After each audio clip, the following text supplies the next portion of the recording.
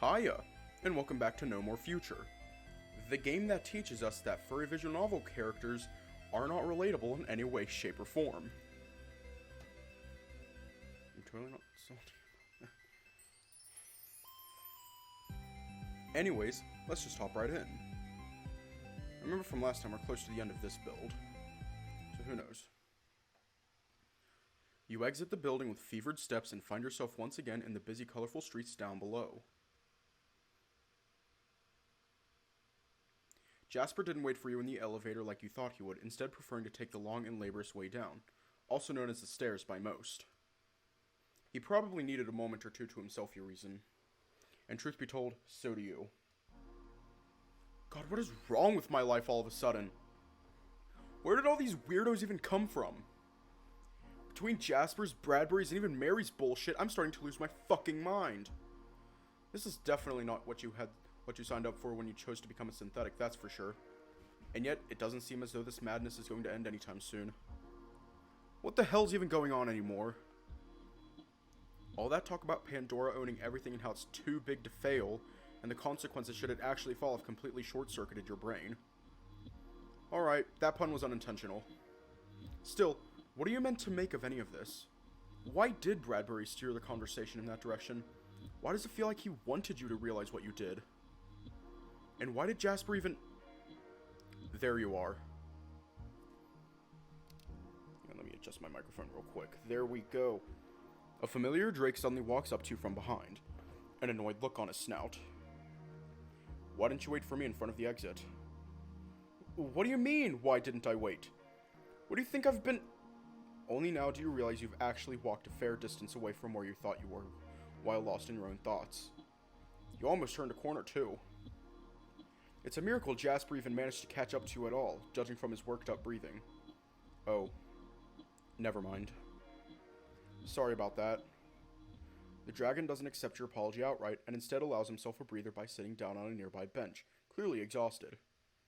You half expect him to start tearing on you at any moment now, but instead he motions for you to join him with a wide movement of his hand. Sit.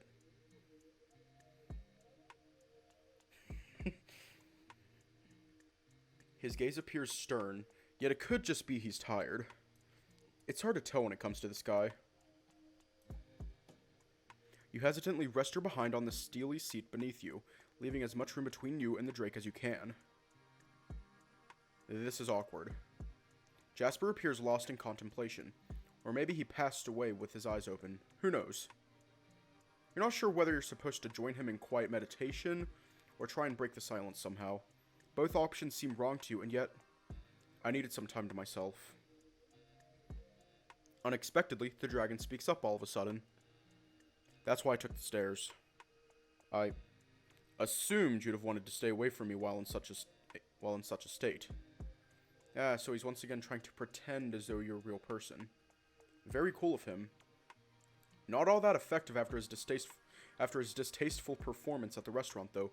You'll need some time before you're willing to take him seriously at this shtick again. I appreciate that. Kind of. The Drake's gaze suddenly turns to the sky, an indecipherable expression on his face. I'm sorry you had to bear witness to that spectacle upstairs. It wasn't my intention to behave so inelegantly in front of you and the staff. Truth be told, it wasn't my intention to have that loudmouth show up all of a sudden at all. Yeah, I could tell. Jasper shakes his head vigorously as his tone grows ever so slightly angrier. Why in the world did he have to bring all that up all of a sudden? Or show up at all, for that matter? Of all times to intrude unannounced and derail my conversation... Our conversation. You make sure the CEO can hear you as you raise your voice. Bradbury may have showed up unexpectedly and caused a mess, but you're the one who went off topic for no reason first. Last time I checked, we were supposed to... I know full well that what we were supposed to do. Ever so slightly angrier is nothing more than a euphemism now that Jasper has turned to face you. I don't need you to remind me what my duties are, android. Besides, I don't know what you're complaining about. As far as I can tell, I give you precisely what you asked for. A conversation between equal minds. A far more pleasant and engaging activity than simply crossing out queries from a mindless checklist, don't you think? I guess. When you think about it, it's not like it was entirely unpleasant to have that talk with Jasper earlier. The unpleasantness only came from the sudden influx of new and frightening revelations. Had Jasper spoken of literally anything else, perhaps you might have even enjoyed your time with him, compared to the alternative he suggests. Even so, I still don't get it. What was even the point of telling me all that stuff? Why go through all the trouble when you could have just asked me? I don't know what I think of my situation and stuff. Because asking you how you feel is Dr. Shelley's job, not mine. I'm a businessman, not some kind of make-believe psychiatrist. Rude. But you suppose you can see logic in his assertion. Still, didn't the owners say... I'm aware of what the owners said. He quickly cuts you off. Believe you me, I do quite well. They want me to contribute to Dr. Shelley's project, and I fully intend to do so. In my own way and at my own pace. For now, I simply wanted to address more important things with you that simply couldn't be delayed. Hiya! He said something along those lines earlier too. Something about how he couldn't learn more about your situation when you're unaware of it yourself or whatever. On one hand, it kind of makes sense. Wanting to enlighten you about some stuff so you're not just stumbling in the dark all the time. At the same time, though, you can't help but wonder if that's truly the Drake's ultimate goal. Still unconvinced, aren't you? Huh? The Pandora mind-reading trick. An all-time classic. All jokes aside, you probably gave it away with that desolate look on your face. Maybe through the way you clasped your hands. You're not all that great at concealing your emotions, truth be told. If it truly bothers you so much, I'll try to be more engaging the next time we have a moment together. You mean you want to do this again? Of course. You didn't truly think we'd be done with just one session, did you now? We have plenty of time ahead of us, after all. And though I am a rather busy man, you don't appear to be so in the slightest. Well, that doesn't sound fun at all. Especially if the next times are going to be anything similar to the first. However, it's not like I have a choice either way, do I? Oh, for crying out loud. You're acting like I'm sentencing you to prison work or something. It'll just be more of the same. Simple conversations in the midst of lunch or something else. Before he can go on any further, however, the Drake turns to face the other way, an apparently uncertain look in his eyes. Though I can't really fault you for feeling that way, can I? Not after letting that imp run amok for so long. It's actually rather astounding. Is Jasper being mindful of you for once? I guess I'd be lying if I said his presence at the table didn't trouble me at all things considered. I'm not sure if I'd still enjoy myself without him around. No, that sounds like an insult the Drake would hurl at you, not the other way around. You're better than that. What I mean is, I'd feel a lot safer without him around for sure. Well, you can rest assured that worthless second-rate agent will not trouble us again. I will be extremely strict with the management of the next locale I bring you to. No customers, no employees, no elevators, no open windows, and no Bradburys. As appealing as that idea sounds, it's anything but reassuring. You can't quite tell how or why yet, but it feels hopeless in a way, sad even. You make as if to speak before you've even finished sorting out your feelings. That doesn't sound like such a great idea, honestly. The Drake reacts at your sudden interjection with a great shock. I think it'd be best if we went about this another way. You want us to be surrounded by gossiping locals? The sheer doubt in your tone almost has you reconsider your position by itself. Yeah, I think it'd be better that way.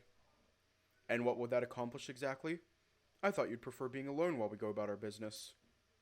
Jasper's confused yet genuinely curious. Much the same as you are after hearing that last part of his statement. Is that why you had the whole dining room emptied?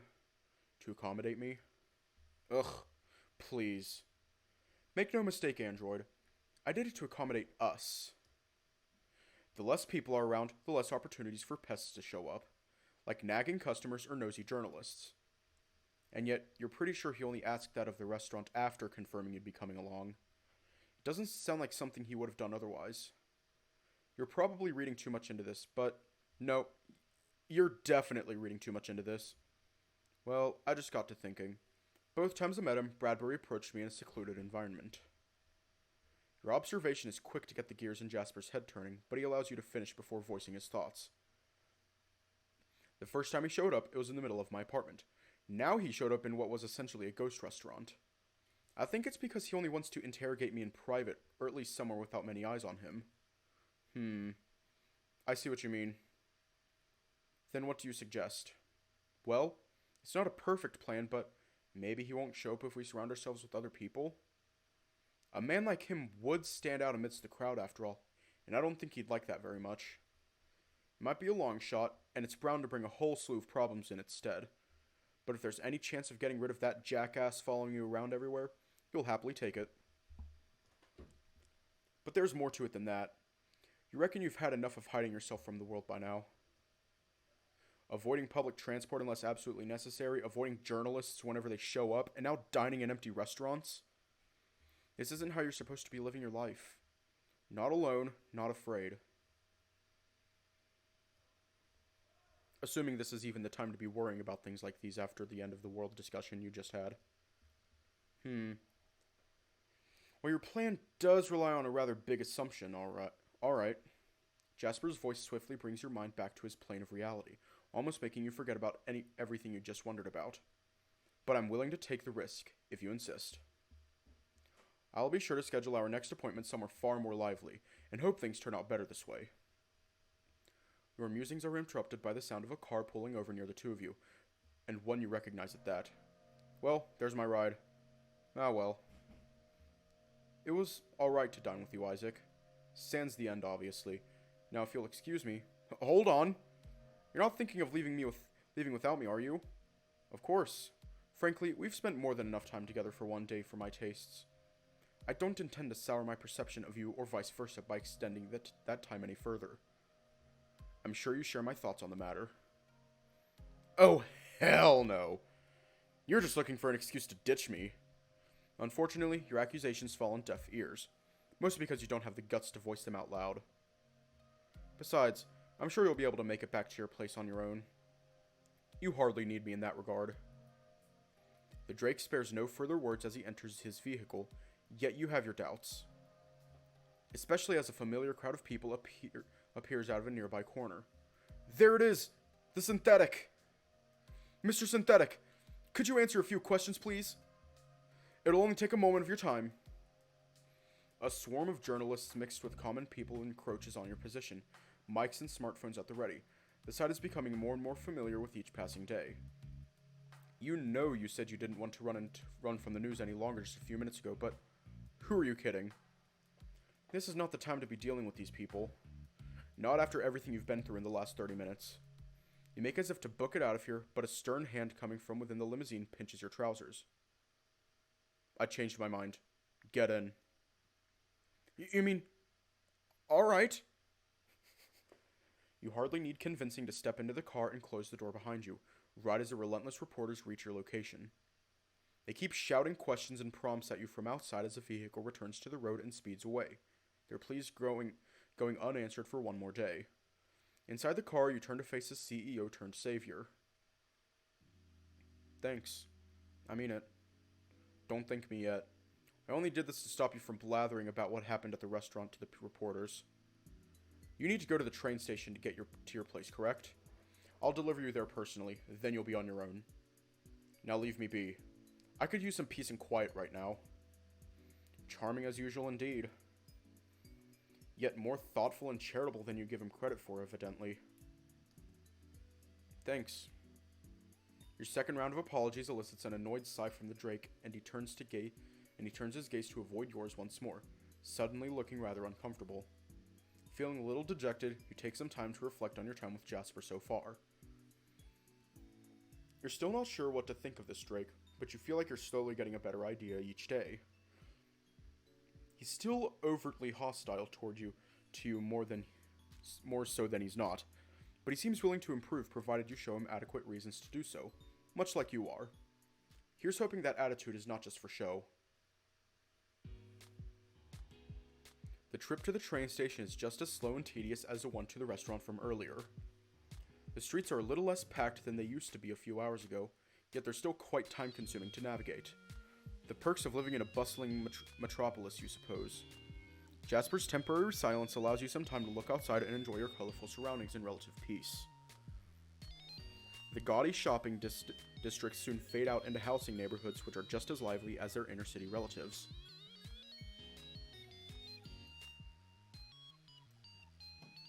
I don't know, like, it's kind of a bop. Oh, I should have let you finish that.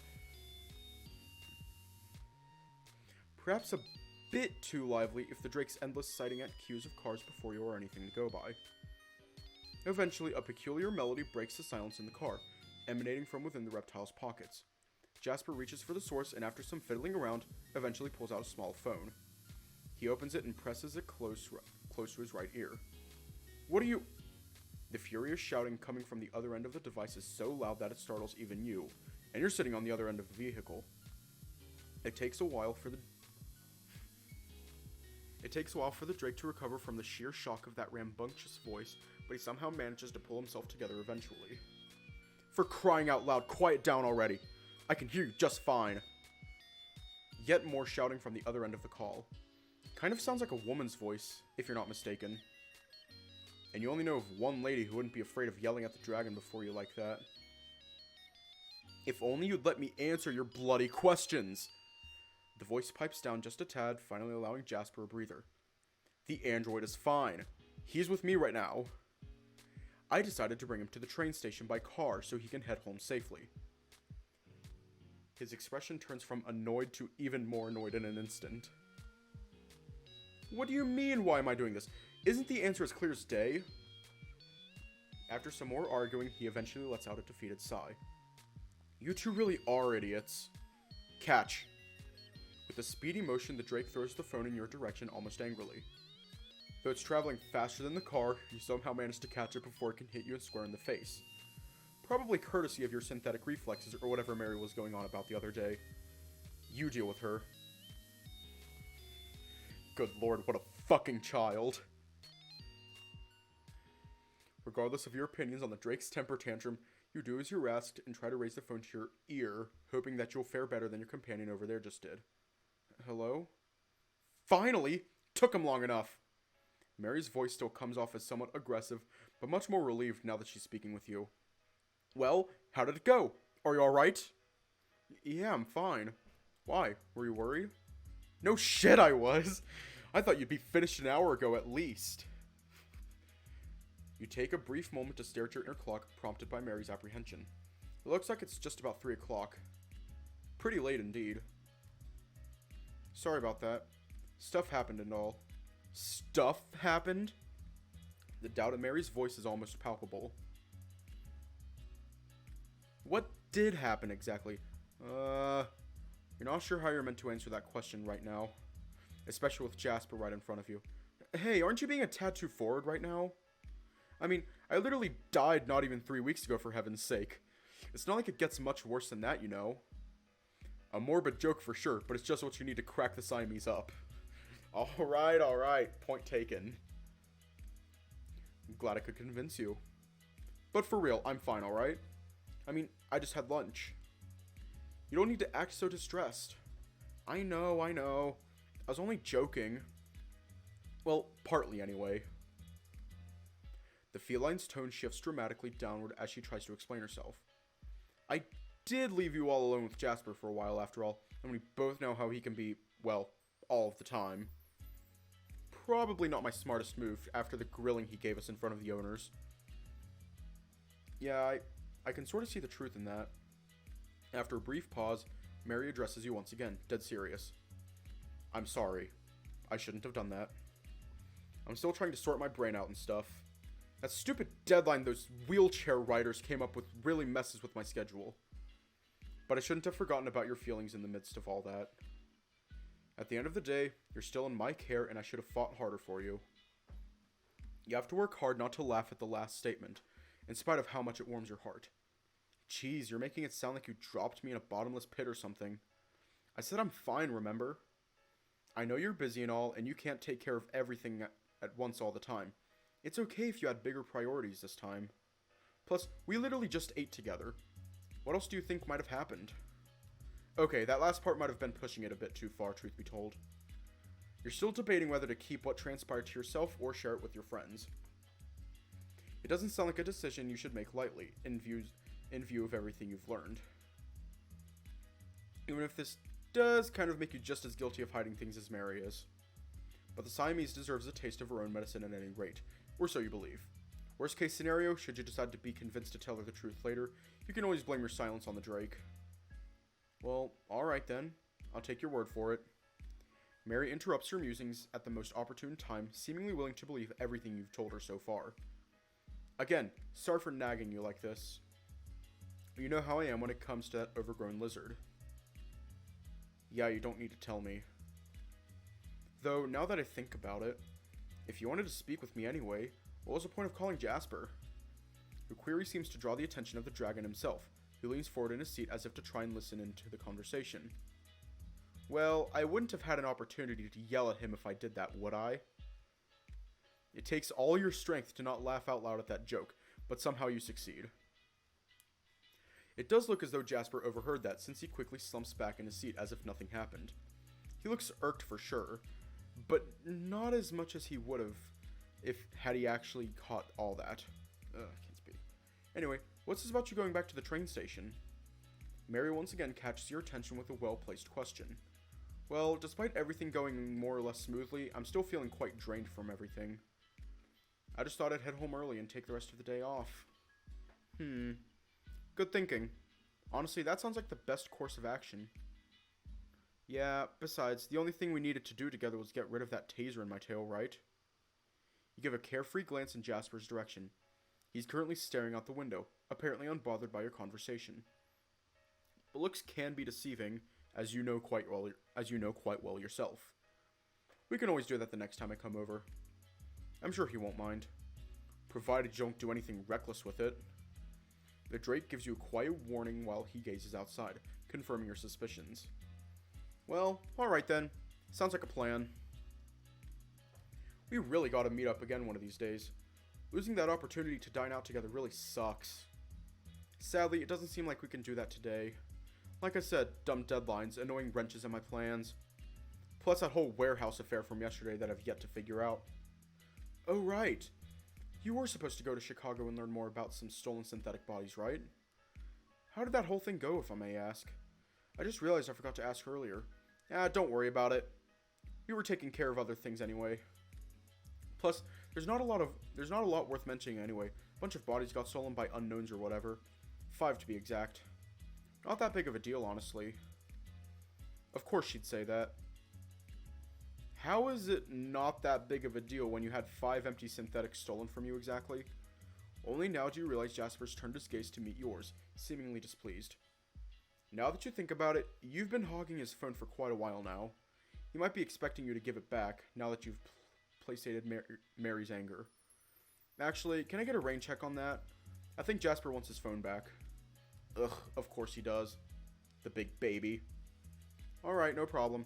Like I said, it's not that important anyway. I'll have Natalie fill you in later if you want. Not that important, if you say so. Sure. I'll catch you later. You too. See ya. You move the phone away from your ear and press the big red button to end the call. This feels a lot more natural indeed. Having a call on the phone, pressing a button to start it and another to end it. Not at all like what you've been doing in the past few days. Holding conversations entirely in your head, beginning and ending them by merely thinking about it. You're not sure whether these sour feelings come from you simply being unaccustomed to this new practice or because you flat out despise it. It's because Arthur. You definitely need a lot more time to... Excuse me. The Drake stares at you with stone-cold eyes. My phone. Oh, right. You hand over the device back to its rightful owner, who proceeds to clean it thoroughly with a handkerchief nabbed from one of his pockets before stuffing it in another. About time. I was beginning to worry you might never quiet down over there. Sorry. I guess got a little carried away. That you did. The dragon crosses his arms as he goes back to staring outside the window. It's incredible how quickly her tone changed once she began speaking with you. Pardon me? Instead of answering, Jasper merely shakes his head. As though I could even do anything to rough up her oh so precious robo-boy. Well, can you blame her? You tried to fire her and get rid of all synthetics only a few hours ago. A decision I still find rather difficult to regret.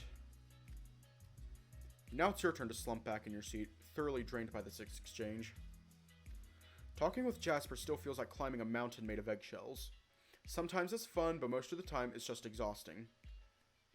His unapproachable attitude is more than enough to keep you away, and what lies underneath is just icing on the cake. Almost as if he took pleasure coating every word that comes out of his lips in venom.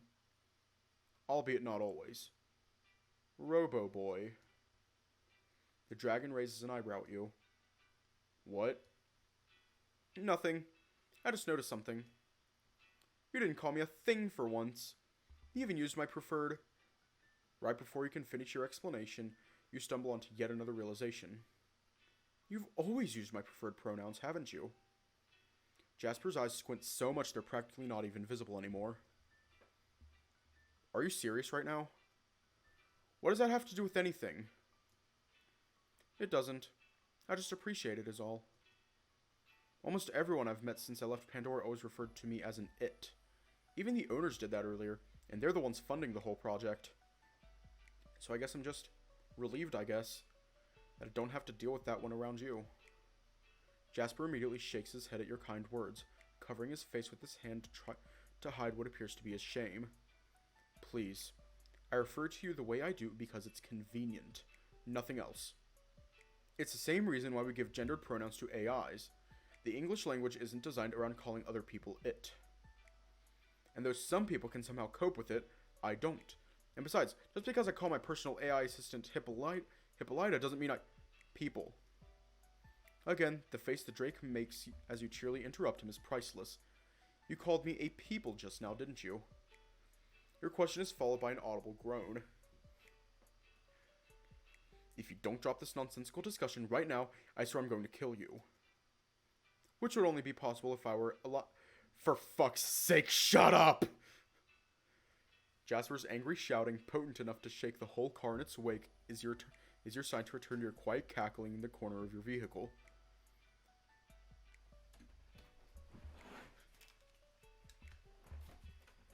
For the first time in forever,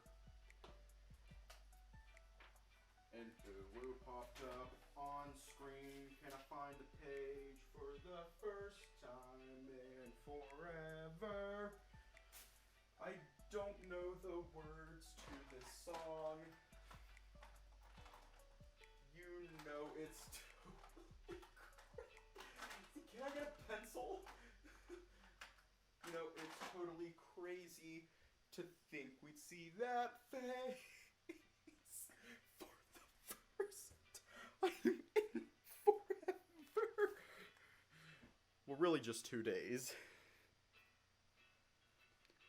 Ooh woo number 1.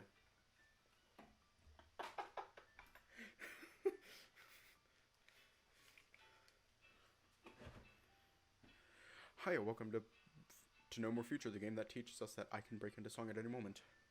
No wonder Mary loves doing this so much. It's exhilarating. But all jokes aside, it's probably best you don't push your luck any further. The CEO looks as tired as can be, and there's no telling what could happen if you were to annoy him any further. Ooh, 1. Yes! Plus, you already got what you wanted from him. Oh yeah, I gotta bring it up. Is this it? No, it's this. Well, technically the file says oh whoa.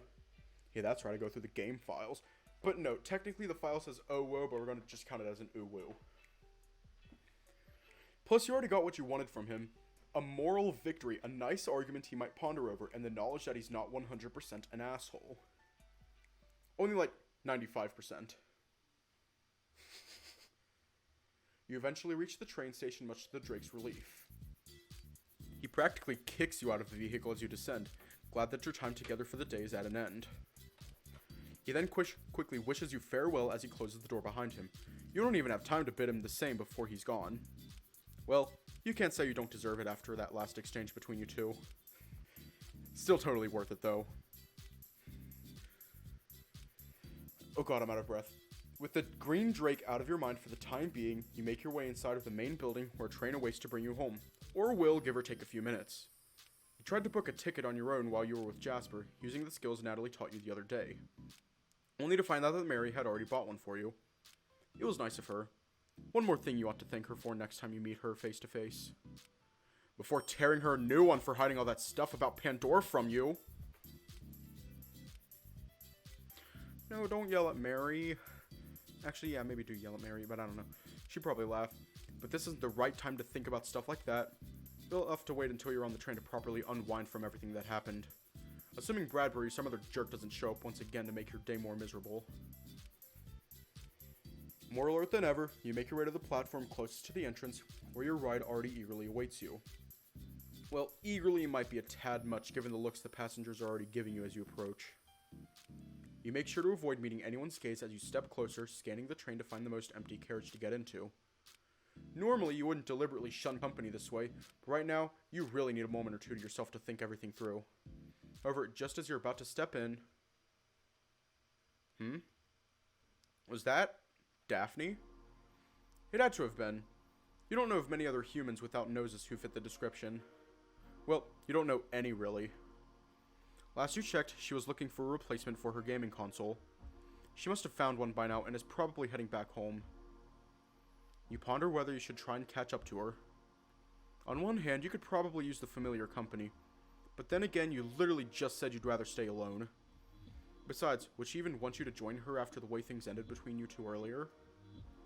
You didn't exactly upset her or anything, you're pretty sure of that at least, but it seemed clear to you at the time that she also needed some time to... Hey! Ah!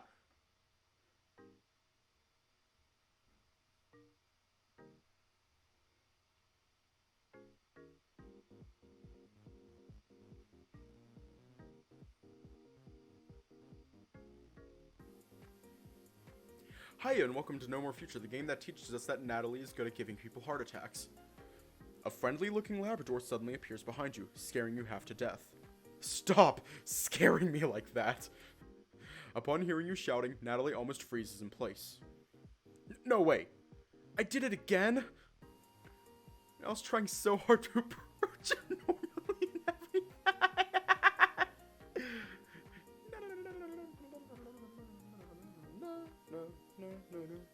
normally A sigh escapes your lips as you fail to grasp how the canine has managed not to kill anyone with her shenanigans so far. If she keeps this up, she might end up in prison for real.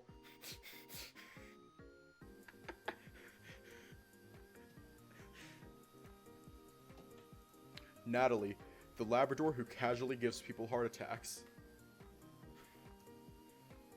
I'll need a new heart at this rate. A new heart, rather. Sorry. In spite of her special way of reading you, the sight of your friend Natalie is quite the welcome one to be sure. If only a little strange. What are you doing here anyway? Not like I'm upset at seeing you or anything, but, well, it's just strange is all. Oh, well, Mary told me you were headed home just now, and all my work for the day's been taken care of, so... I thought I'd come and say hi. I see.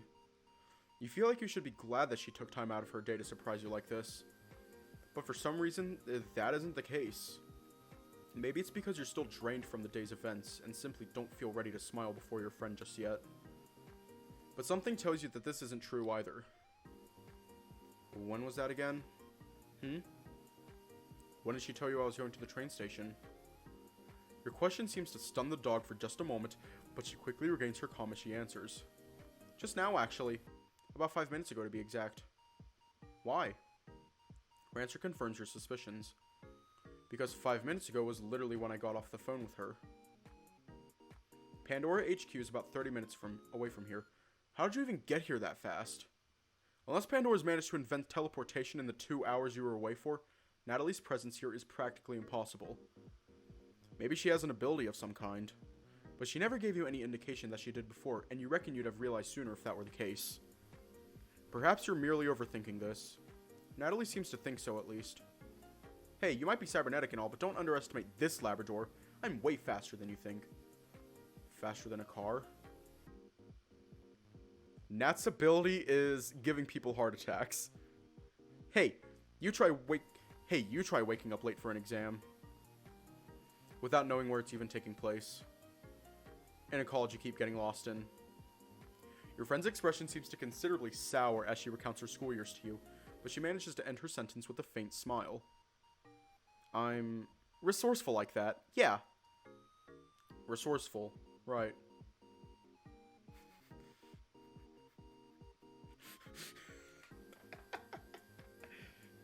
Natalie be like, gotta go fast. Isaac be like, gotta go sad. Just then, a loud melody rings throughout the station, reminding you both that you still have a train to ride. Ah, fuck. Guess our time's up. Sorry for cutting the conversation short, but I really got... Oh, that's alright. We can continue it on the train if you want. Now's your turn to look completely stunned. Oh, wait, you're coming with? Of course. As long as you'll have me, of course. Though, better decide fast, because it doesn't look like we have much time left. Yes. Also, hiya. Yes. That is true. It doesn't appear as though the train will give you much time to sort your feelings on the matter after all. Even though there's still countless questions you wish to ask, and countless doubts swarming your mind, it doesn't take long for you to reach a decision. Alright. I'll lead the way.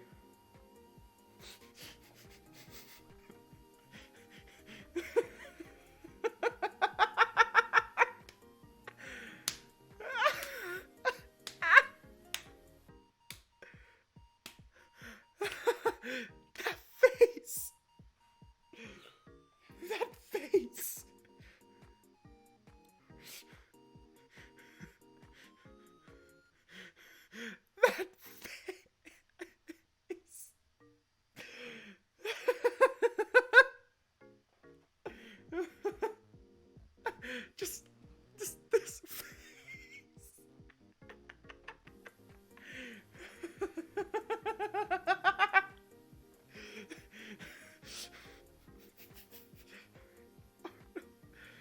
Natalie giggles behind you as you step onto the train, a wide smile on her lips. Why did she decide to show up now of all times, right as you're about to leave? If she wished to talk, couldn't you have done so on the phone like usual?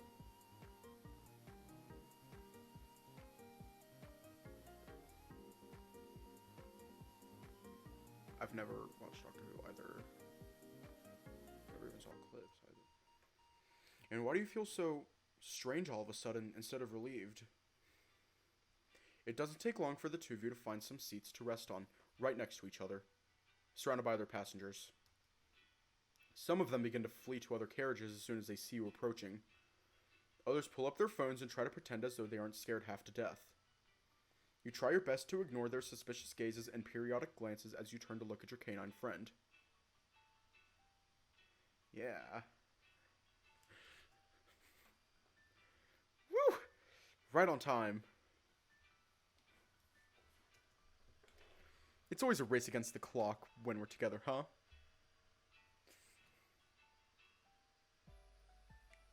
Hang on.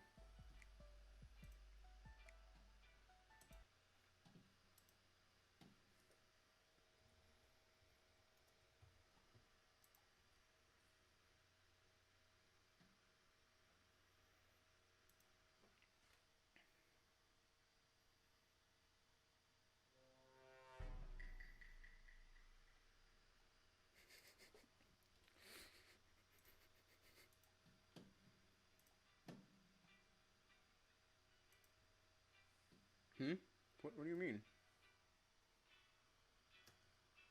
Hey, don't drag me into this. I'm never late for the train when I'm by myself. The Labrador giggles at your defensiveness. But hey, at least this time you won't have to take the train all by yourself. Oh, are you referring to, like, the fact that I started 30 seconds late? That, like, I hit the go button 30 seconds later than usual? Yeah, you know how last night there was the, Yes Less Past stream? I clicked on it and then remembered, oh wait, I have to update the information, so I did all that, and that took a little bit. But hey, at least this time you won't have to take the train all by yourself. I try my best to keep you company while on the phone, but I know it's not quite the same thing. What I'm trying to say is, I hope we have a great time together. Yeah, I know what you mean. I hope so too. After a few more seconds, the train's doors finally close and you begin to move at a steady pace out of the station. The scenery outside begins to change little by little, yet you find yourself more preoccupied with the passengers around you than anything else. Yeah, it's already posted on YouTube. That shit was fun.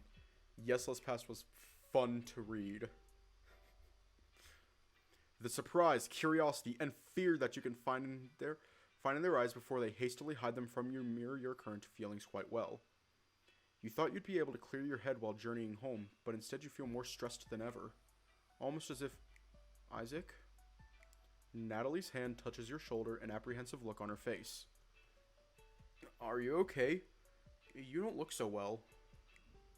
Instinctively, you shy away from her gaze, turning your own onto the floor.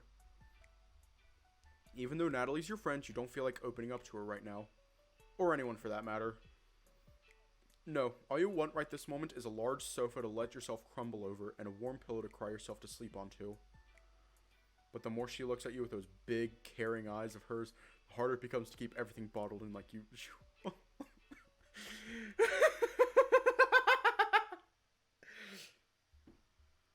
Lowercase concern.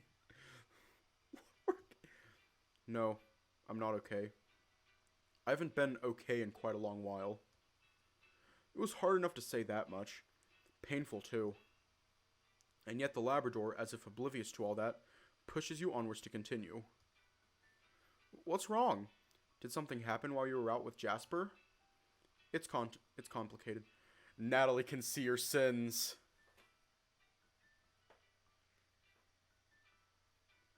She can see your sins. She knows what you did 5 years ago. Besides, I don't think now's the right time to have this conversation. You give a careful look to your surroundings, trying to glance at as many people as you can. Almost everyone around you has their eyes locked onto your frame, their ears peeled for anything you may say, their fear as palpable as your own insecurity. Are they truly just as clueless as you are about the truth behind this world? About the power Pandora wields? Worse yet, should you give in to Natalie's prodding? Are you willing to accidentally enlighten them about it? Oh no!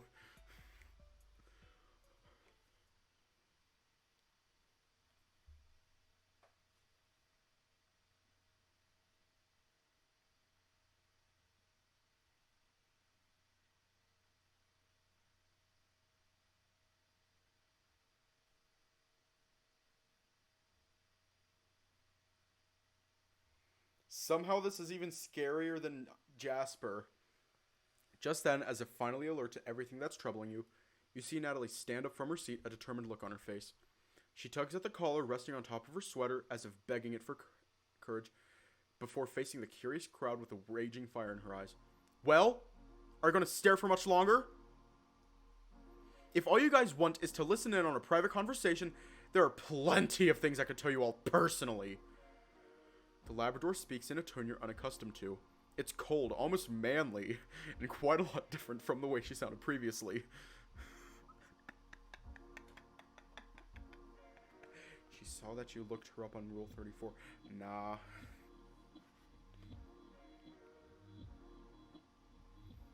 Yas Queen.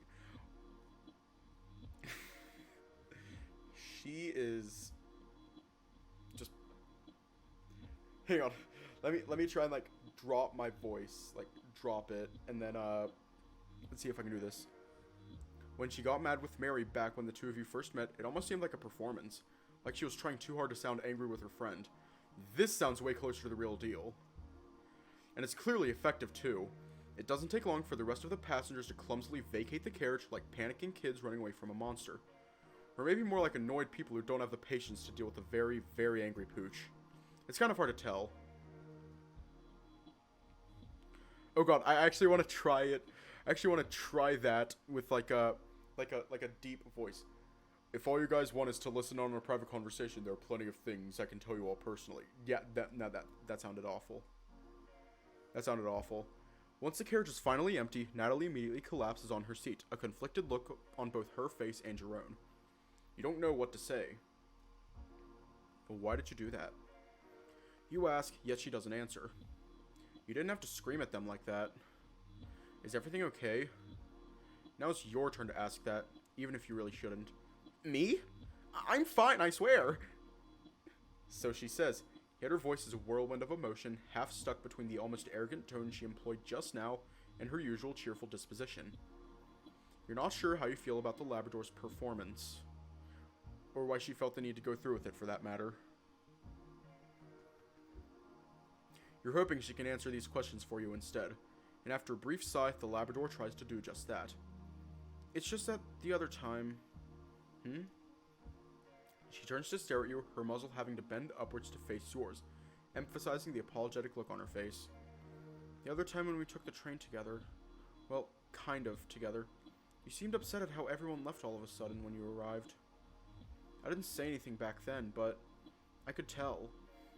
And now, seeing how those people were looking at you back there like you were a rabid animal or something, I don't know.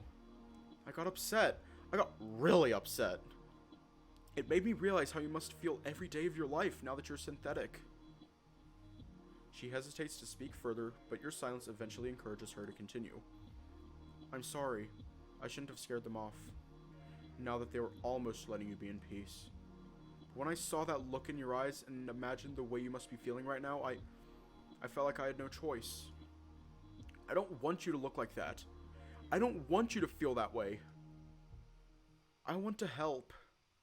The canine's words pierced your solid exterior like a jolt of lightning, stirring up feelings and thoughts in you that you'd tried for so long to put to rest.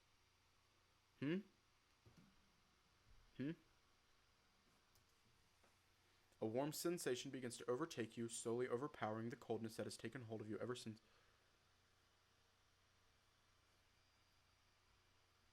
Actually, that can be explained pretty easily. Actually, can it? Let me check the game files real quick. That's right, go through the game files. Yeah.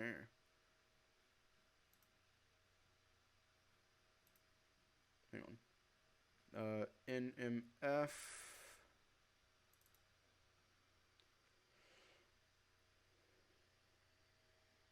No. Let's figure out if it's just mirrored, because that's what I thought. But now I'm kind of curious. Natalie. Yeah, it's just mirrored. A warm sensation begins to overtake you, slowly overpowering the coldness that has taken hold of you ever since you left that restaurant. I'm sorry. I wasn't supposed to do that. It's my fault. I should just... Natalie makes as if to stand up, but you immediately lay your hand on her shoulder, the same way she laid hers on yours just a few minutes earlier. And though your touch is nowhere near as mellow as hers was, it causes enough of a stir in her disposition that it soon convinces her to sit back down. It's okay. You're okay. I'm not sure whether what you did was good or not, but I appreciated it.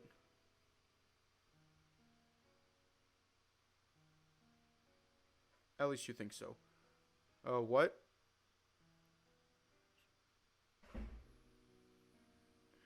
Really? Yeah. I mean, it was harsh, but at least it got the job done. You're right. I don't like the way those people look at or think of me, and right now, I'm in no mood to deal with it. I wanted some time to myself. Some time to talk with you. You did? Good question. The idea of discussing what happened at the restaurant with Natalie resurfaces in your mind. Though you scorned such thoughts before for obvious reasons, now that everyone else has left, you're quite close to reconsidering. After all, you'll have to tackle the elephant in the room at some point, right? Isaac? Are you okay? Natalie stares at you with big, curious eyes, but you're not sure how you're meant to answer that question right now. Nonetheless, you try. Look, I'm really upset too. You know that, right? My mind's all over the place right now. I know you're asking me to open up to you, but I'm afraid that if I do, I won't be able to rein myself in anymore. I might start yelling at you too, and who knows what I could say. I don't want... It's okay. Natalie pats your back reassuringly with a happy smile on her face. Oh, now I get it. Yeah. I know what I'm asking for, alright? You don't need to warn me. I can tell you're bottling up a lot of stuff inside. And it's not very pleasant either, is it? I want to help. Even if you wind up saying some mean things by accident. Even if I deserve it. You gaze into her eyes. Your friend is more confident in herself than ever before, ready to weather your storm with nothing but her seat to hold on to. It's inspiring in a way. Almost reassuring, even. You sigh, already feeling like this is a bad idea. The evil thoughts encircling your mind like ravenous crows seem to think so, at least. But it's about time you confronted them head on, once and for all. Jasper told me all about Pandora back at the restaurant. About its beginnings, its purpose, its legacy. Natalie's head tilts in curiosity and uncertainty. I see? I'm sorry, but I don't think I follow. What bothered you about your conversation with Jasper? What bothers me is that neither you nor Mary ever spoke of this with me before. You didn't mean to shout just now, but when the words came out, so too did the anger you were unknowingly repressing. Why did you never mention anything about how Pandora owns nearly every business in the world? About where they get the money to fund the synthetic project from? Didn't you think it important to tell me about the corporation who owns me right now? Hold on a moment. Slow down. What exactly did Jasper tell you? You're going all over the place. Noticing the frightful look on your face isn't going away anytime soon, Natalie's quick to explain herself further. I don't mean to deflect or anything. I just want to know what you're talking about. I can't understand you if we're not on the same page. It takes a while for your anger to mellow down, but eventually you agree to the girl's request with a sigh. Alright. I might as well start in order. You tell your friend every little secret that Drake had whispered to you, beginning with your first conversation in his car in the same order he chose. Skipping over your many, many objections, of course. You stop yourself just short of Bradbury's arrival on the scene, once you feel like you've given your friend enough information to justify your disappointment. And that's that, as far as I understand it now anyway. But I want to hear from you. Why didn't you tell me anything about this before? It takes a while for Natalie to answer, but not quite as long as you thought she'd need. Well, for starters, it never really came up, did it? I mean, you said it yourself, didn't you? How Mr. Morgan kind of went out of his way to start this whole debacle. It's not like there was ever a time in the few days we've known each other where the topic really came up on its own. You try to think of a comeback for the Labrador's objection, taking quite a few seconds of silence to do so, and you feel almost relieved when you can't find one. I guess I can agree with that. I can't think of a time where it would have felt right for you to bring this stuff up on your own, all things considered. I know, right? I'm not the kind of person who just starts lecturing their friends about politics or economics out of the blue with no real reason. Especially when I think they're already aware of it all anyway. Though you were beginning to calm down thanks to the canine's explanation, that last careless comment once again has you on edge. Hold on, are you kidding me? How in the world could I have even known all this stuff before?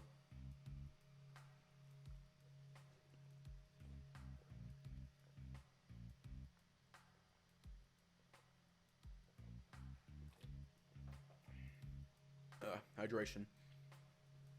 Your sudden outburst is enough to move even the Labrador, though she tries her best to stay calm. I mean, it's not like it's that big a secret, right? Back in my old college, pretty much everybody... For some reason, Natalie stops herself mid-sentence and starts over as though nothing happened. And anyway, everyone at Pandora's aware of it. Even newbies like me. Is it really that strange to assume someone else had already filled you in? That you already came in knowing all this? You make as if to shout, but all strength leaves you right before you can do anything of the sort. You feel like you should be angry, yet all you can feel right now is the unbridled weight of your own inexcusable ignorance. Who am I kidding? I'm an idiot! I really am the only one out of the loop. The only one who thinks Pandora owning the entire planet sounds totally surreal. You turn to face Natalie once more, whose frightened look has turned into an apprehensive one. Am I really the only one who has a problem with this? Who thinks Pandora being everything at once is a big deal? I don't know, Isaac. That's just how the world works, I guess. I can't say it affects me quite the same it does with you. It's not that different from how people think it works, is it? It's just a little different. That doesn't sound right, you reason. She can't really think so little of this, can she? I guess I shouldn't be surprised. Bradbury seemed to think so too. Hold on. Bradbury showed up too? The Labrador appears rather startled by the sudden mention of that name, and you can't exactly blame her for it. Yeah, after Jasper told me all this stuff. Rather abruptly, I might add. At first, it looked like he was just trying to rile us up, but then he said that Pandora really is the only thing keeping the world together, that nobody can live without it. And how all it takes is for Jasper to go away for the entire company to fall, and take the whole world with it. Even now, you can't help but cringe at everything you had to listen to, at the harsh discussion you bore witness to. You feel your legs twitch underneath your seat as you relive that conversation 1,000 times in your mind, examining every word over and over, looking for double meanings, exploring every awful possibility. Was he trying to piss off Jasper? Is that the real reason he joined us? Or was he trying to unsettle me? Make me worry about the corporation that's responsible for me even existing right now? Isaac? What are you... And yet, worrying about these things doesn't help you feel any better. Quite the opposite, actually. The more you try to focus on what just happened, the more you find yourself reliving even older memories, trying to find a meaning where there seemingly is none. Your first awakening as a synthetic, your first meeting with Jasper and Bradbury, the grisly debate between the Drake, the Siamese, and the owners. Without warning, you begin to shake your head violently, fuming at all the questions you still can't answer, vexed at all the inconsistencies you can't explain. Disappointed in yourself for not realizing that things would escalate to this point, for believing your world will always stay as simple as it used to be. Fuck. Why am I even thinking about this stuff? What the hell's even going on anymore? Your crying's a few decibels away from becoming a full-on shout, yet you can't bring yourself to care right now. It's like I suddenly got drafted for a war I never asked for, and I don't even know whose side I'm on. What does Jasper want from me? What does Bradbury want from me? And why does Mary keep hiding all this shit from me? Are they trying to pit me against each other? Is that what's happening? Isaac. Natalie tries to reach you in your shock, but it only causes you to retreat further and further into yourself. I never asked for any of this. I never wanted any of this. This technology, this body, was supposed to let me go back to my old life, to continue from where I left off. Instead, all I got is a different life, surrounded by strangers who lie to and insult me everywhere I go, by CEOs and federal agents and journalists who can't wait for me to fall. Isaac. Again, you hear Natalie's voice, but the only sound that truly reaches your ears are your own words, muffled against the clasped hands that are pressing against your muzzle. It's not fair. It's not right. This isn't what I should be losing my mind over. I just want to go back to being me again. You spend some time like this, cradling your head with your robotic claws as your voice and breathing become fuzzier and fuzzier. It feels miserable to do this in front of Natalie, to know she's watching as you pour your heart out in regret and frustration. And yet, what else can you do? How are you supposed to get out of the situation? How are you meant to escape from those two madmen and all the evils they've unleashed upon? Then do it. Natalie's response is so quiet and curt you almost don't hear it. Huh? I'm not going to pretend to know what exactly happened between you, Jasper, and Bradbury, but if you really don't care about all this nonsense, what's stopping you from tuning it all out? It's just like you said. Whatever's going on between Jasper and Bradbury is not your problem. You don't need to worry about what those jerks are saying or doing behind your back. They're just two idiots playing petty war games with each other. If you don't want them to drag you down to their level, then hold on to something and stand your fucking ground.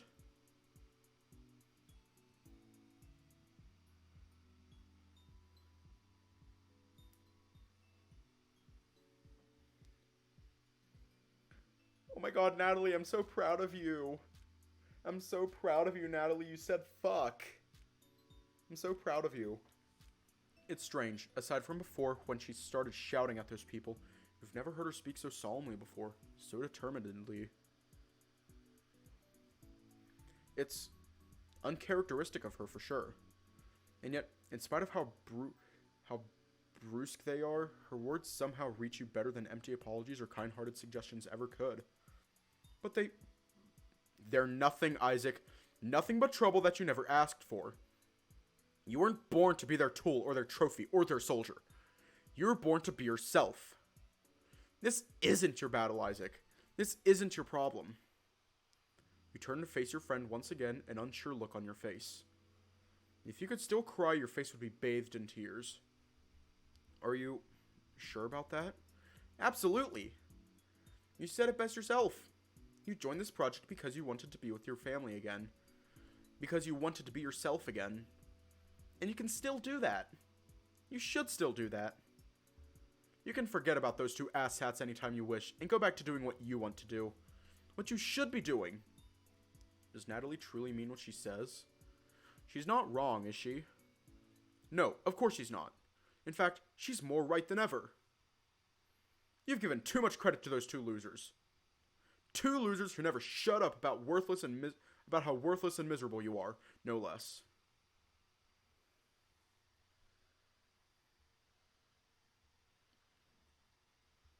Yeah. How could you ever allow yourself to stoop to their level? To let them convince you that the endless vitriol that spews out of their mouth is worth anything to you? You feel almost embarrassed for yourself. You're right. Thanks, Nats. Upon hearing your thankful words, Natalie's lips crack into a smile once again. There we go. It's so nice to see you smiling again. Honestly, I kinda got worried I was speaking out of turn there for a second. No, it's alright. I needed to hear that. It was kinda like talking with Mary for just a moment. You sure she isn't rubbing off on you? The Labrador chuckles at your comment. Well, with us working so close together, I'm bound to learn a thing or two from her over time. But for real, you don't have to worry about Jasper or Bradbury if you don't want to. Me, Mary, and the rest of the team can take care of them for you. That's nice of you to say, but honestly, I don't think it's that simple. Jasper said he wants to bring me on more outings in the future, and with the owners sponsoring this idea, I don't think even Mary could stop him. And as for Bradbury, well, I don't think there's anything anyone could do to keep him away. Your much-needed reality check sours the mood of your friend considerably, but she tries her best to stay positive nonetheless. Alright, so you can't avoid those two forever. That's fine. I mean, even I still have to see Mr. Morgan from time to time. But you won't have to do that all the time. You can keep those interactions to a minimum and try to get past them as fast as you can. That way, you can go back to doing what you really should be doing. That's right. You don't have to participate in their nonsense if you don't want to. At the end of the day, only you can decide how much you want to let their words affect you. You could even put on some loud music inside your head if you want to be sure that they won't bother you. Nonetheless, even with that problem solved, what exactly should I be doing at this point? There's just so much stuff on my mind right now, I'm not sure where to even begin. As much as you'd like for all your problems to lead back to those two jerks, even with them out of the picture, your new life up until now could hardly be called a cakewalk. You were already feeling conflicted and confused well before reaching that restaurant. If anything, Jasper and Bradbury only exacerbated the problem that was already there. Fortunately, Natalie doesn't seem anywhere near as uncertain as you are. Well, the elephant in the room is definitely the matter of your disputed humanity. That's the biggest obstacle to you going back to your old life, isn't it?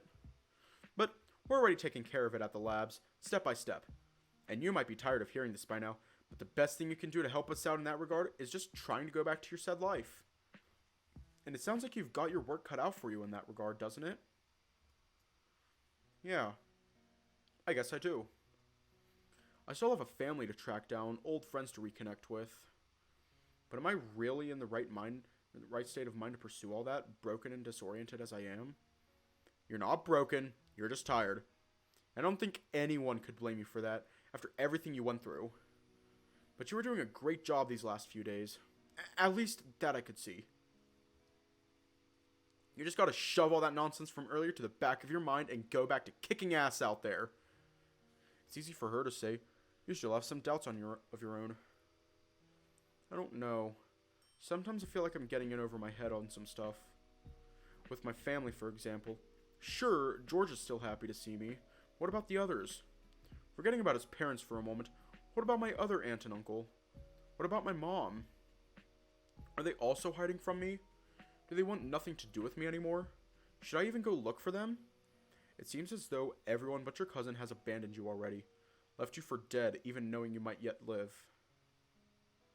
Daphne's words from the other day still echo in your mind. Her question of whether it was even worth looking for them, when they clearly can't be bothered to do the same. What would your father say if he was still with you? What would he do? Would he have tried to reach out like your cousin did? Or would he too... Isaac? Fortunately, Natalie's voice restores you from your waking nightmare, and you hastily attempt to answer her call. Sorry.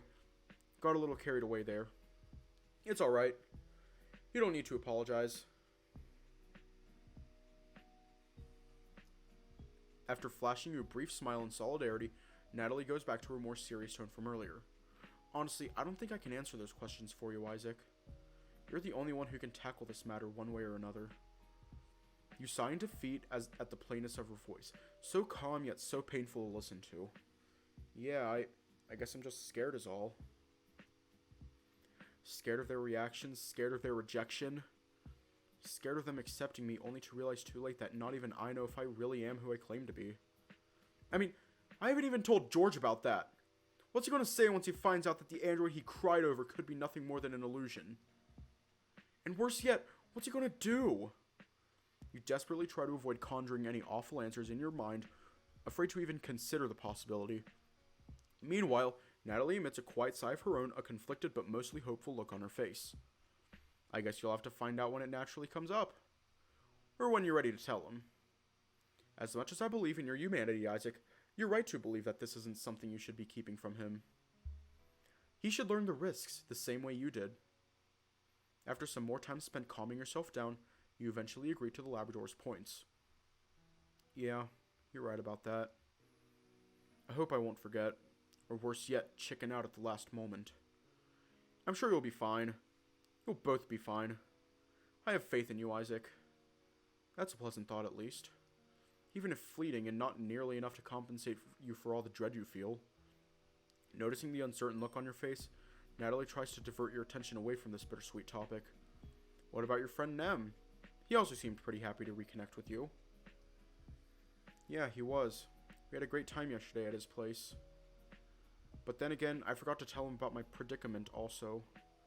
Should I go over everything I just said again? Please don't. After a short laugh together, somewhere between the anxious and the genuinely entertained, you take some time to think about your dragon friend some more. You briefly go over your time together yesterday, so happy and fleeting. And end on a slightly sour note. Fuck, I forgot about the thing he asked me. The Labrador turns to look at you with an inquisitive gaze. That thing? What kind of thing? There's no point in staying quiet about this, you reckon. You were already planning on asking someone about this before. Well, before everything went to shit. Nem's trying his hardest to become a video game streamer in his after work hours. He even built his whole home around this goal, it seems. In addition to going back to being friends, he asked if I would join him on one of his streams for fun. Ooh, that does sound like fun! Did you look into it already? I assume there's a lot you gotta make sure of before you can do something like that. I said I would, but in the end I lost track of everything on the way to the new relay this morning. Besides, well, with everything I know now, I don't think it'd be as simple as going up to Mary and asking for her permission, would it? If what Jasper said earlier is right, wouldn't that other company, Prometheus or whatever, be in charge of the streaming service he uses? Natalie turns to look the other way, seemingly lost in thought. That's right. Prometheus does own all the popular file-sharing websites and services on the web. I'm pretty sure your friend falls in into that category as well. You shake your head, visibly annoyed. Well, that's just great. Who even knows if they'd allow me to appear on camera at this point? I can already see the mountain of paperwork I'll have to sift through on the horizon. Hey, let's not lose all hope. I'm sure Mary could still give you a hand. We have a whole legal team at the labs we can consult, and Mary's super friendly with all of them. And not just by necessity, I mean. I'm sure she wouldn't hesitate to call on them if you asked her. In spite of Natalie's brilliant optimism, you can't help but feel unsure about her cheerful suggestion. Are you sure about that? I wouldn't want to be a burden. Hey, you're not a burden. You're just a guy looking after his friend. All you want is to be of help. Same as me or Mary with you, really. That's a nice thought, at least. It seems you have more people you can count on than you thought, if the beaming Labrador before you was to be believed. Her smile doesn't lose its intensity as she attempts to continue from where she left off. Is there anything else I could do to help out? Anything at all. You hesitate for a moment, unsure of what to answer. Truth be told, there's still the matter of your friend Daphne and her brother that is still unresolved. From the girl's angsty personality, the boy's strange bouts of amnesia, and all the thieves and shadow people following them everywhere they go, you have no shortage of worries when it comes to those two. Where would you even begin explaining all this to Natalie? Everything sounds so insane you probably wouldn't believe it yourself had you not experienced it personally. Besides, you somehow feel as though this problem is only between you, Daphne, and Apollo, or just between the latter two according to the human. It'd be wrong to involve anyone else until you're certain of what's actually going down. Not really. I think you already helped me a ton just by being here for me, honestly. I was a little uncertain at first, but I'm really thankful you came here today. Aw, don't mention it. I really didn't do anything. I just said what felt right to say and did what felt right to do. I'm sure you would have done the same for me had our roles been reversed. Well, I don't know if I would have been as effective as you've been, but I definitely would have tried my hardest. And that's more than I could ever ask for. You smile at the Labrador's kindness, yet even now you can't say all your doubts have fully dissipated. As much as you're trying to look forward to the future, your gaze is still locked onto the past. Look, I know I'm treading old ground again, but are you sure I can really go back to my old life with everything going on right now? Is it worth trying to reconnect with my family, with my friends, when I don't even have proof I'm really me to begin with? Natalie needs a moment to answer, but she tries not to lose her smile as she does so. I know how you feel, Isaac, but I don't think anything good's going to come out of feeling this way. I understand this is a really important topic for you, and I don't blame you for being worried, but at this rate, you're going to lose your mind. Again. Well, I can't really argue with that, honestly. So what do you suggest? That you take some time off for starters. Well, more off than usual anyway. You gotta get your mind off these things. Read some ebooks, play some video games, explore a bit. When nobody's around anyway. But for real, try to think a little more positively in the future, alright? You're not broken, or a soldier, or an abomination of science, or whatever else Mr. Morgan or Bradbury think you are. You're a person, Isaac, with thoughts and feelings that you can't allow them or anyone else to trample over. You're my friend, and you deserve to be treated with kindness and respect. Again, you feel a kind of warmth emanating in your chest, even though you know it's not really there. Not quite enough to overpower the dark thoughts in your head, but a pleasant sensation nonetheless.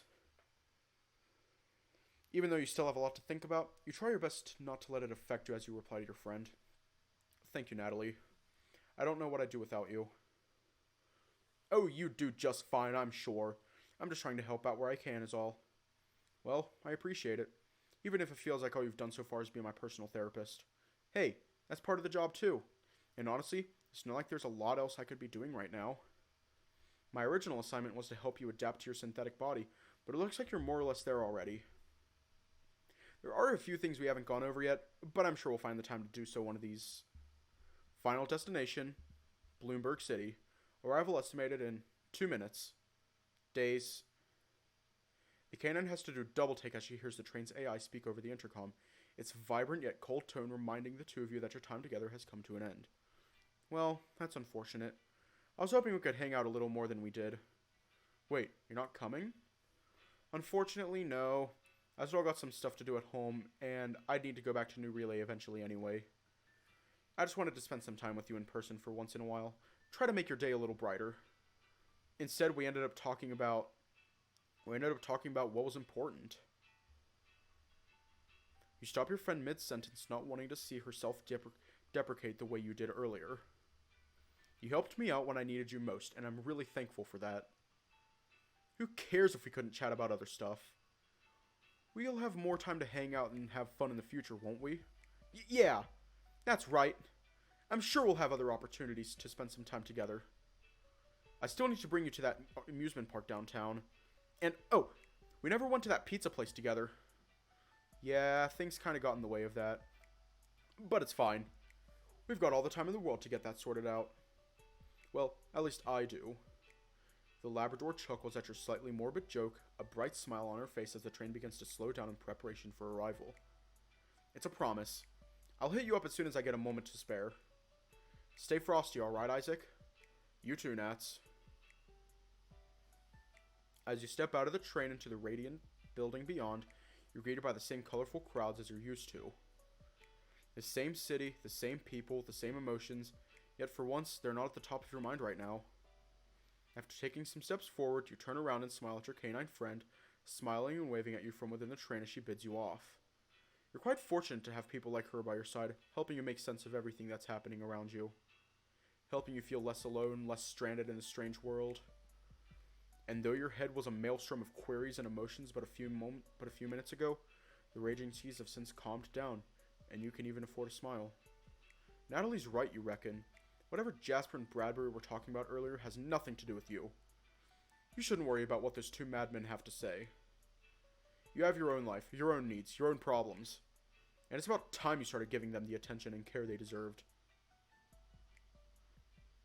However, as much as you'd like to do so, it's hard to take everything the Labrador said just now at face value. Even with your closest friends, it's difficult getting to tell where the truth ends. And the lies begin.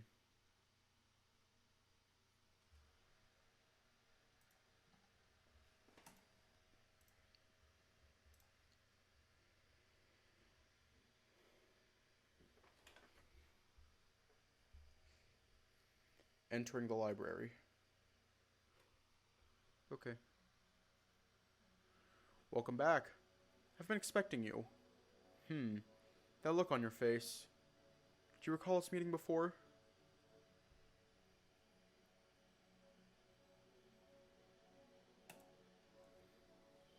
I see.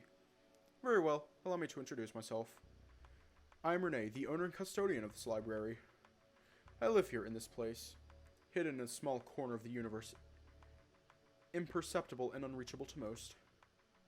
Though that is hardly important right now. After all, readers like you have far more pressing questions you'd like addressed. The first and probably most important one, what is this nonsense and how do I get back to the cool story about androids and furries? Exactly! Oh?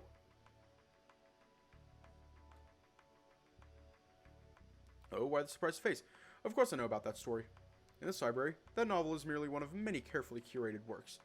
And I am the curator. See? I even have that book right here. Yes.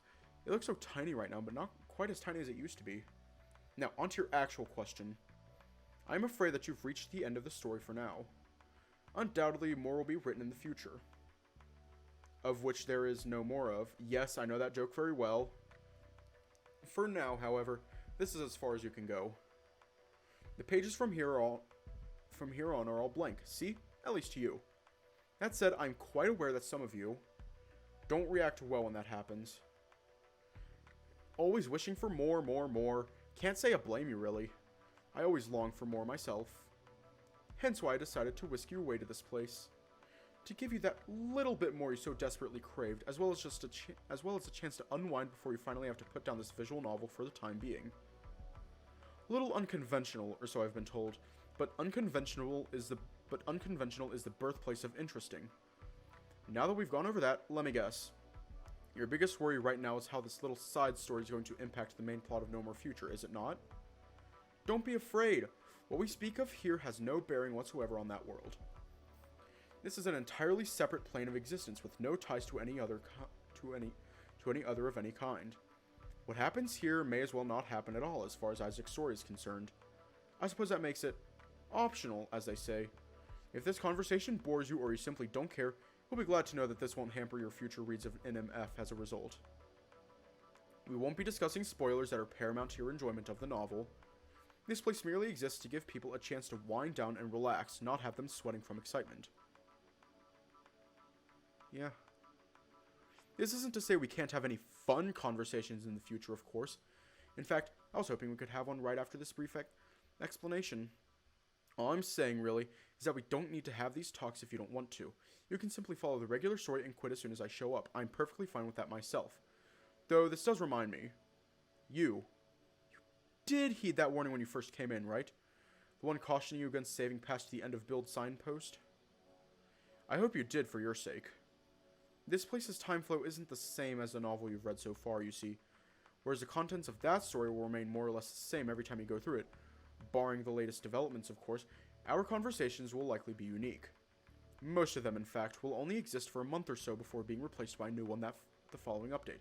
Saving in the midst of one such conversation could be catastrophic. Much like with you, it's possible I'll have to introduce myself to many more people who come in the future. Like I said, time here flows differently compared to what you're used to. Just remind me that we've already met, and I'll be sure to skip this introduction. Oh? Shouldn't you be able to recognize me yourself? That might be problematic.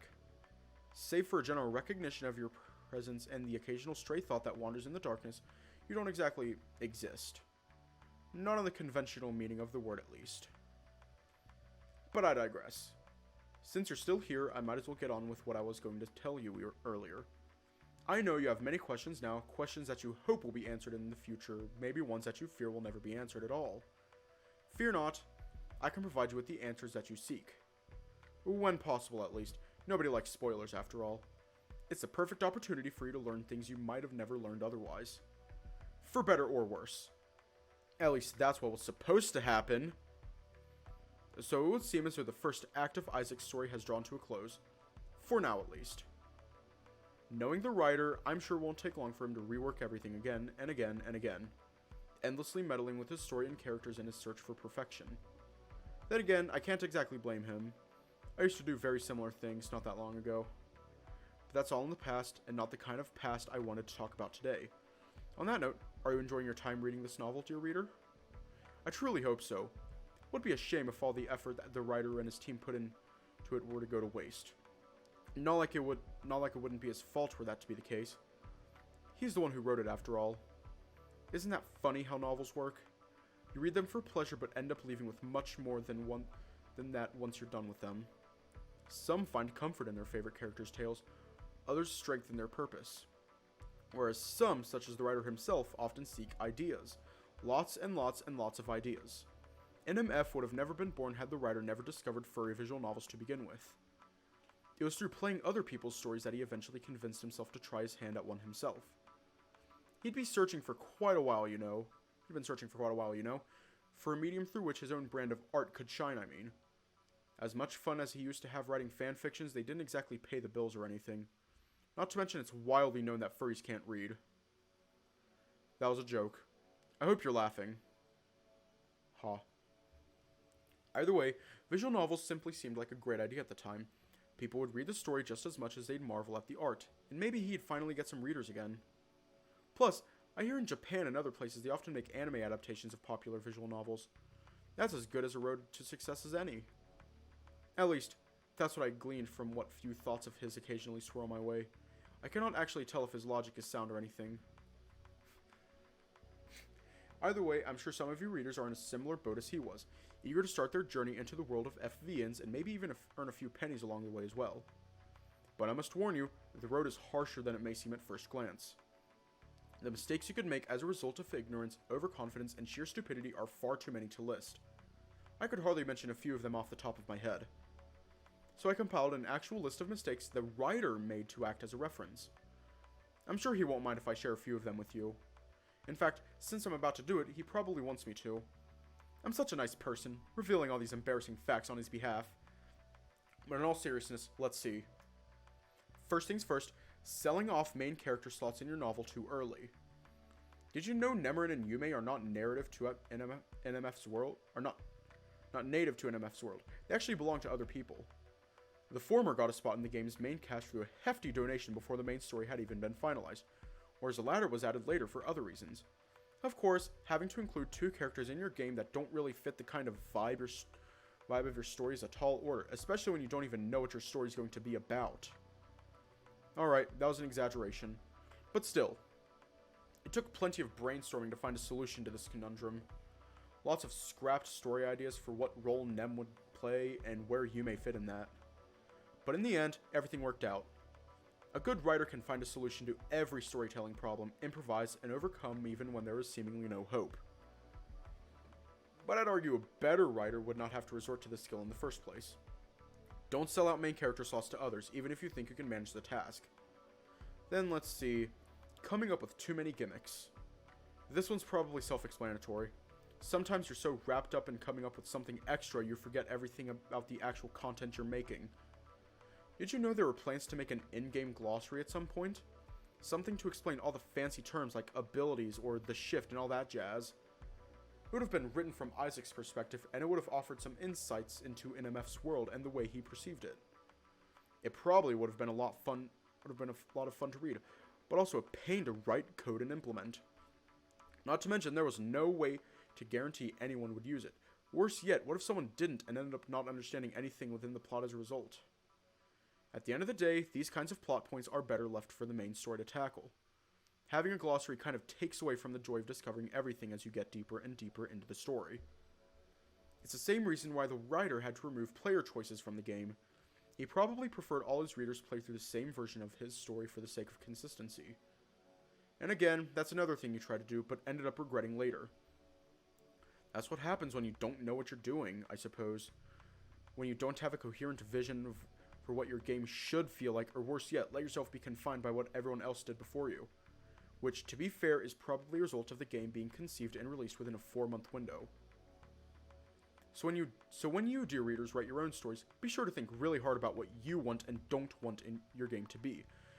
And then, once you know, stick to that idea as much as you can. Within reason, of course. Either way, our third insight tip of the day is, don't do weird things with your Patreon. Wait, I'm weird things with your Patreon. Ugh. In the end, I suppose I can understand why the writer would think that. One of his goals when starting this project was to prove to himself and others that furry novels were a self-sustaining job. So he came up with all sorts of elaborate gimmicks, once again, to justify people donating more and more to support his projects. But very few people evidently liked them. I wonder how many characters deeper in this novel would be had he worked a little harder on the actual story instead of focusing on, well, me. I mean, it's not like I'd disappear if we weren't to have these conversations anymore. I'm still very much active, especially when you readers can't see me. But again, I digress. It's tempting to seek the fastest return on your investments, but if you only work on your game to make a quick buck, your readers will notice. And if you try too hard to make investing in your game worth it, sometimes the game itself suffers as a result. And worse yet, sometimes you might get very little in return to boot. My best advice to you, dear readers, is to not lose your way chasing money or trends or whatever you feel like you must include in your gamer community. Focus on the story you want to tell, on the characters whose tales you wish to weave, and do them a favor by putting your thoughts into practice. They'll thank you eventually. Most of them anyway. Regardless, what else is written here? Nope, this can't be right. Don't be an ass? Seriously? Is that truly a lesson people need to be taught? I thought it was self-evident. Could it be that... Oh no. There's quite a few examples listed here as well. Huh. Are you people up there alright? This reads like insanity, honestly. However, as much as I'd like to go into details, I'm afraid we've wasted more than enough time here today. I wager you have more important things to do at this time anyway. Do remember though, everywhere you go and everyone you meet are a lesson waiting to be learned. Mistakes aren't to be repeated, examples that are to be followed. Be on the lookout for these things, and always strive to be a better person and a better writer than those who came before you. Keep that in mind until our next meeting, alright? I'll see you again shortly. Or not. We'll see.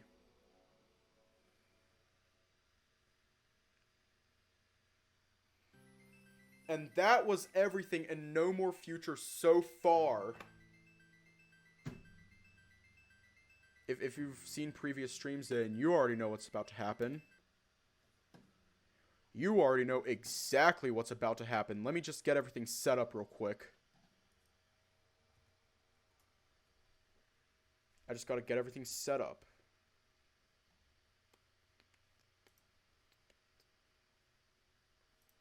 Hold on.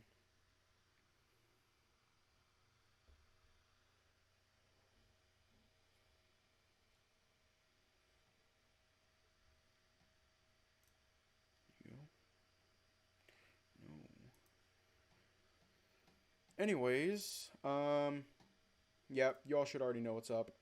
And here we are on Twitter.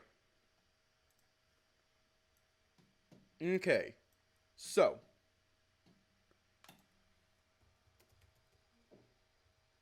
we finished everything in no more future so far. What game should we play next? And then we're going down a poll.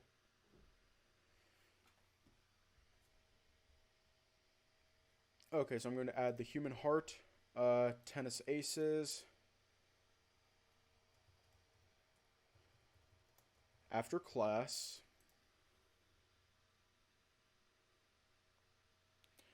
No,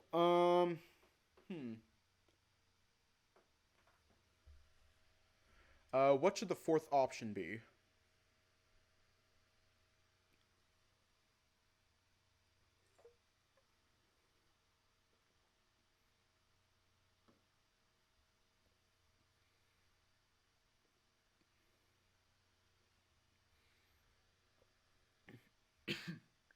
Ah.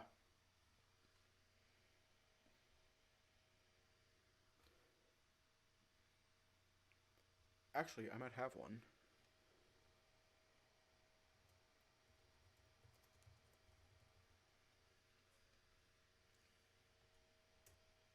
Hey.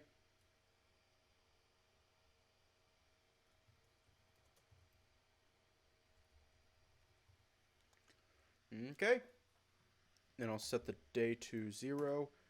Hours will be set to 21 hours. And send. And there we go. Head on over to Twitter to vote. And not much else can be said. So stay safe. Have a good night. And I will see you all tomorrow.